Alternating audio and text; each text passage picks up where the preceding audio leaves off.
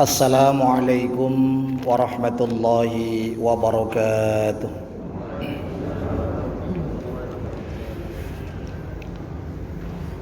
Alhamdulillahi ala ni'amihi adh-dhahirati wal batinati qadima wa haditha. Wassalatu wassalamu ala nabiyhi wa rasulihi Muhammad sallallahu alaihi wasallam alladzina saru fi nusrati dinihi sayran hathitha wa ala atba'ihim alladzina warithu ilmahum al-ulama warathatul anbiya akrim bihim waritha wa mawrusa. Qala Allah Ta'ala fi kitabihil karim, a'udzu billahi minasy syaithanir rajim.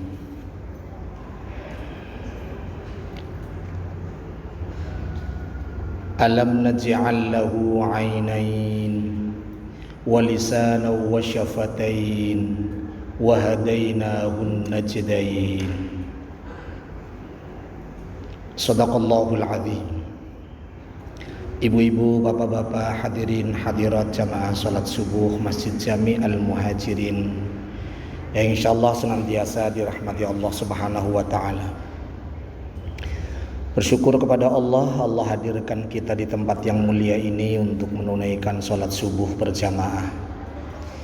Kita bersyukur kepada Allah berikan kekuatan kita untuk terus menikmati jamuan qiyamul lail berupa sholat tarawih, mungkin sholat tahajud, dan kita bersyukur Allah berikan kekuatan kepada kita, kecerdasan untuk mampu memilih menjadi orang yang paling kaya karena telah menunaikan 2 rakaat fajar insyaallah. Ikhwatul iman rahimakumullah, Allah Subhanahu wa taala memberitahukan kepada kita tentang penciptaan mata dan penciptaan lisan. Alam naj'al lahu 'ainain wa lisanan wa syafatain. Allah memberitahukan kepada kita, bukankah aku telah menjadikan mata, 2 buah mata, dan menciptakan lisan dengan 2 bibir. Ikhwatul iman rahimakumullah, alam naj'al lahu 'ainain, 2 buah mata yang Allah ciptakan kepada kita, Allah berikan kepada kita. Allah ciptakan 1 mata dengan 1 penjaga berupa kelopak mata. 1 mata dijaga 1 kelopak mata. 2 buah mata dijaga 2 kelopak mata. Berbeda ketika Allah menyebut walisanan wasyafatain. Allah menjadikan kita, menciptakan untuk kita lisan, lidah. Tapi yang menarik, Allah ciptakan lidah jumlahnya 1, tapi Allah ciptakan penjaganya syafatain, 2 buah bibir. Ini menunjukkan betapa dahsyatnya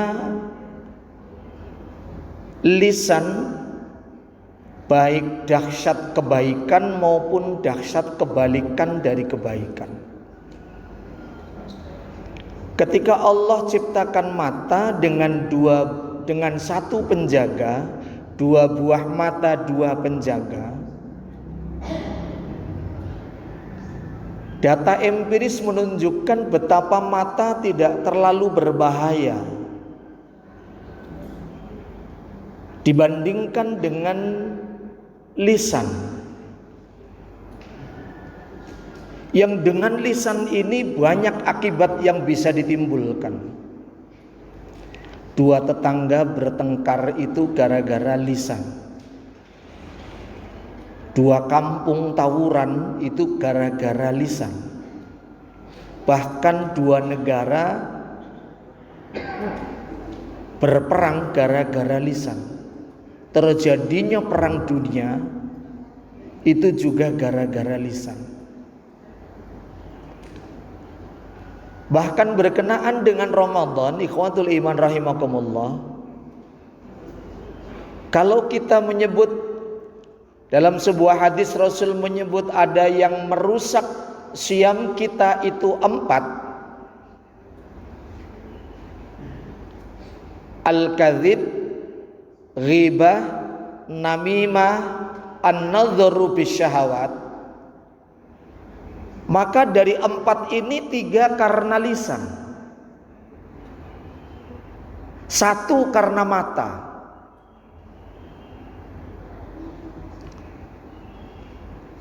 Ketika kita menunaikan siam, yang menjadi cita-cita kita adalah bagaimana siam kita bukan hanya sah, tetapi bagaimana siam kita itu diterima oleh Allah Subhanahu wa taala, bernilai pahala. Kalau berbicara batal puasa, gampang kita mengendalikannya supaya tidak batal. Yang semua sepakat pembatal puasa kan makan, minum, hubungan suami istri sejak terbit fajar hingga tenggelamnya matahari. Kalau menahan 3 ini, apalagi sejak terbit fajar hingga tenggelamnya matahari, tidak terlalu lama. Dan itu kita bisa beres semua kalau bicara sahnya puasa, sahnya siam. Tapi ketika berbicara tentang rusaknya puasa, rusaknya siam kita, hampir kita sulit sekali untuk mengendalikan. Ambil contoh perusak siam itu kan al-kadzib, bohong. Dalam Kamus Besar Bahasa Indonesia, al-kadzib atau bohong itu sinonimnya dusta.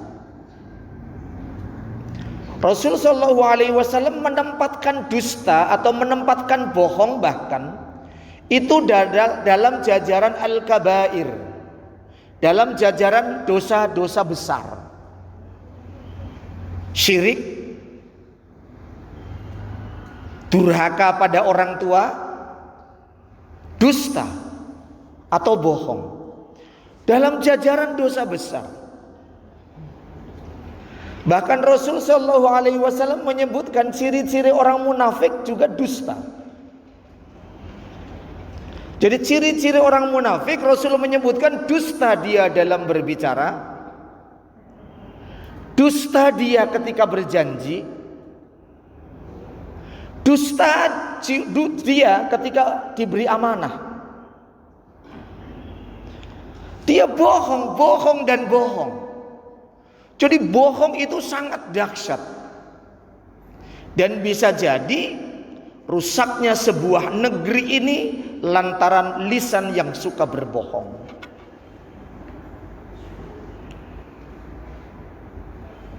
Siapa yang menciptakan kebohongan-kebohongan?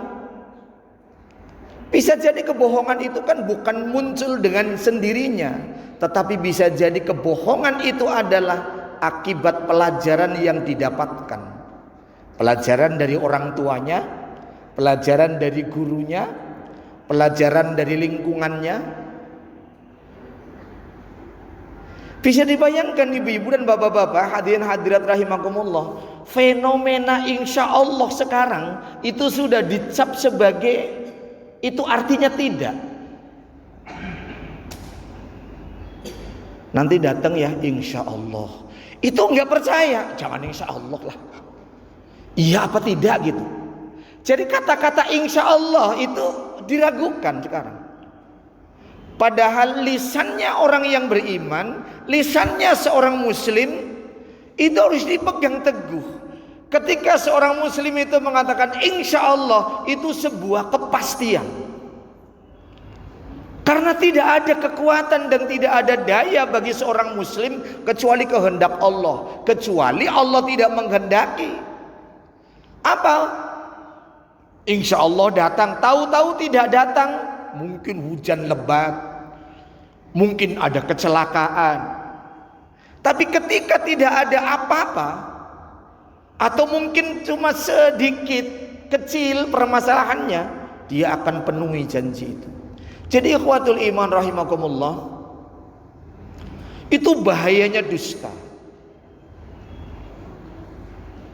Yang orang tua saja sekarang dusta itu atau bohong itu enak saja diajarkan kepada anak-anak kita. Bapak ibunya berangkat kerja, anaknya nangis. Pertama dihibur oleh bapaknya keliling-keliling, keliling kampung, udah masih nangis. Udah bapak ibunya mau berangkat, lalu ngomong, enggak kok, cuma sebentar. Anaknya tenang, itu cuma sebentar. Pulang-pulang malam. Berangkat dari pagi cuma sebentar, tapi pulangnya malam. Sudah tertanam dalam diri anaknya, bapak mama bohong. Jadi ini sudah terbiasa diajarkan kepada anak-anak, seolah menjadi hal yang biasa. Maka jika sekarang terjadi kebohongan di mana-mana, kebohongan lingkungan kecil, RT, RW, kelurahan, kecamatan, kota, dan seterusnya sampai negara, itu bisa jadi akibat dari ajaran orang tuanya. Dan sekian tahun yang akan datang, kebohongan itu juga bisa merupakan pelajaran dari kita. Oleh karena itu ikhwatul iman rahimakumullah, hati-hati dengan al-kadzib, bohong. Karena bohong merusak pahala puasa dan merusak tatanan kehidupan. Sampai-sampai Allah Subhanahu wa taala memberikan stempel bahwa orang yang dusta ini termasuk orang-orang yang masuk neraka. Dalam surat Al-Ma'un, nama lain dari Al-Ma'un adalah surat Al-Kadzib, bohong. Ara'aital ladzi yukadzibu biddin. Bisa dibayangkan, masalah agama saja bisa bohong. Oleh karena itu ikhwatul iman rahimakumullah, mari kita jaga lisan kita. Allah udah membantu dengan dua bibir, supaya lisan tidak asal nyeplak bibirnya.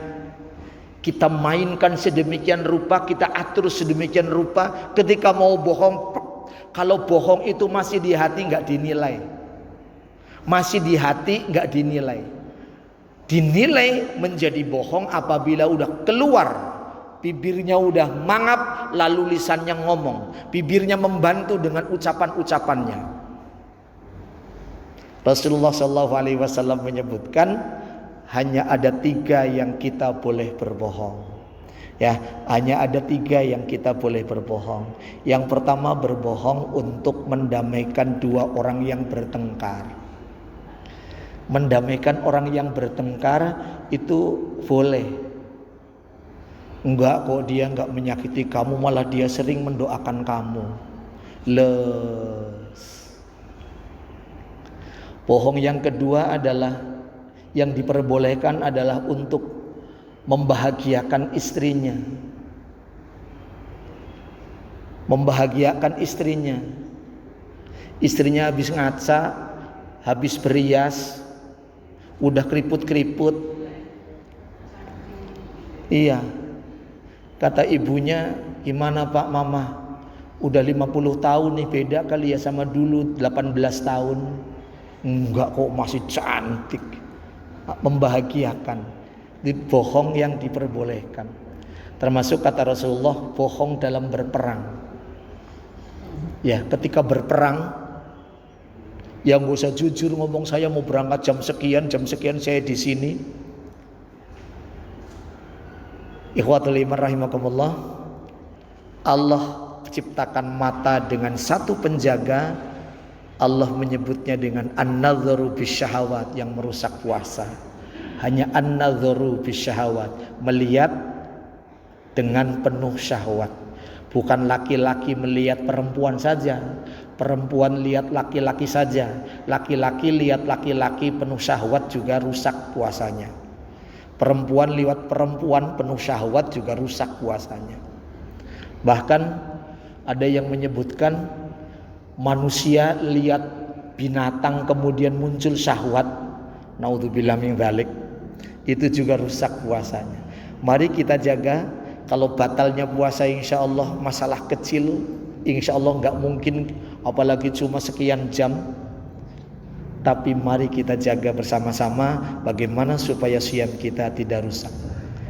Mudah-mudahan ada manfaatnya. Subhanakallahumma bihamdika asyhadu an la ilaha illa anta astaghfiruka wa atubu ilaik. Saya mohon maaf. Alhamdulillahirabbil alamin. Assalamualaikum warahmatullahi wabarakatuh.